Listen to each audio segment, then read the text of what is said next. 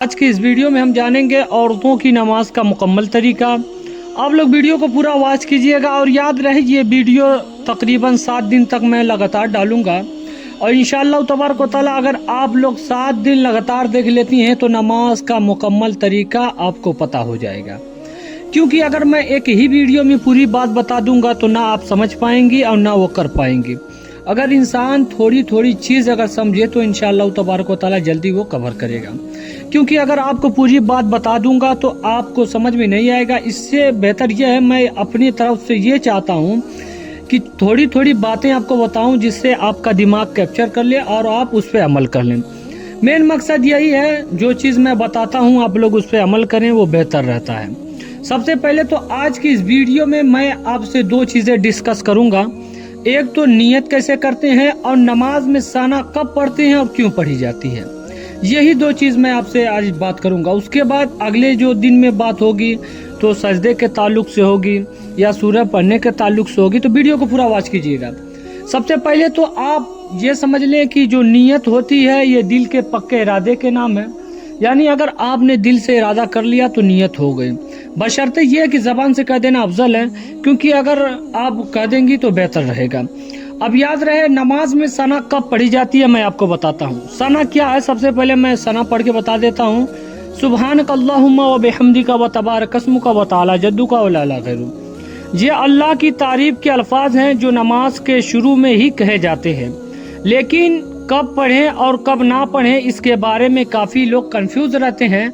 इसलिए यहाँ पर इस कंफ्यूजन का हल हम आपके लिए लेकर आए हैं। इसे ध्यान से वीडियो को देखिएगा।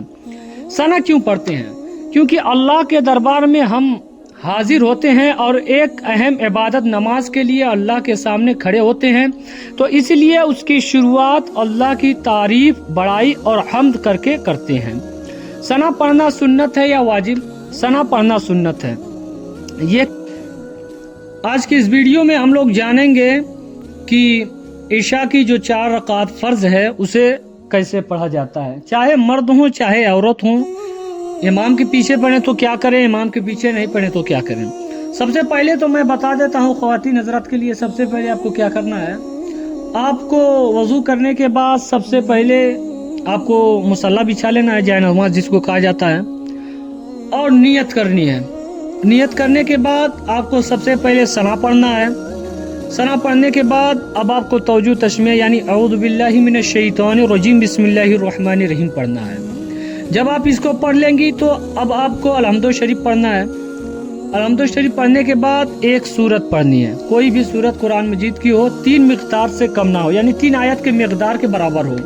जब उसको पढ़ लेगी तो अब आपको जाना है अल्लाह अकबर कहते हुए रुकू में। रुकू में आप रुकू की तस्बीह 3, 5, 7 बार पढ़ सकती हैं, सुबहान रब्बियल अज़ीम।